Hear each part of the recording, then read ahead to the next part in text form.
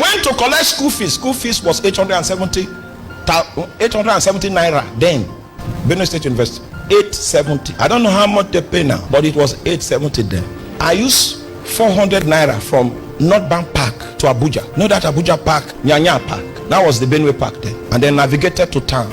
So I spent like 500 naira to go and get school fees. You know, he gave me 400 naira. Now, so there was no money to come back because I had to pay school fees. So I had to take a strange bus, a strange kind of bus. When we got to the bridge, the conductor slapped my head. Your money don't finish. And drop it there. Then I vow, may God, may God. You see, my uncle had what to spend his money on that will satisfy him. I was not one of those things. It means there was no plan for me in my uncle's voucher.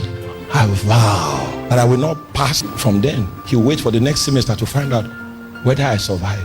2 weeks after my vow, I entered a dry fast. I was still in the fast when a woman called me. She runs the biggest restaurant in Benue State University, and said she saw me in a dream that the charm that they put in her restaurant to stop people from coming, I was the only one that could remove it. So you saw that? He said, so she reported to me, and I went and I made it part of my prayer in the fasting. And then after 3 days, customers started. She now called me and said, you eat free till you graduate. Guess what? Wait now, guess first. I didn't eat once. Not because I didn't want to eat. After she gave the offer, my elder sister's husband was caught up in a dream. He said, you must be the shepherd of that boy. He sent me 20,000. I stopped cooking. And I didn't need to respond to the woman. Oh, you know 20,000 those days when my school fees was 870. I became...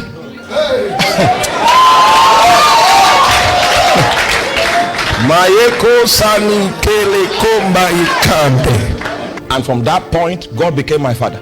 Yes. And it came to pass when my mother came and saw my life, she went back and called my younger sister and said, follow that man. He knows the road. Follow him. Hallelujah.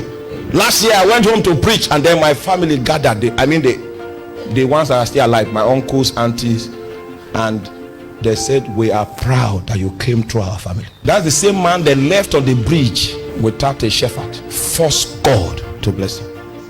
Make a covenant with him. Be consistent. I started consistently doing business with God from 1994 in terms of finances. It's small, but it was always coming. And I watched God. You can relate with that story. I watched him put me on the voucher. And I don't need to tell you what we do today, because on a daily basis, what we do to us, not this ministry. If you know the rent we pay for pastors across the country, let's not go there. But I know how God picked me up. It is by this way, right? And this is how I will live till I die. So tell your neighbor, first God to bless you.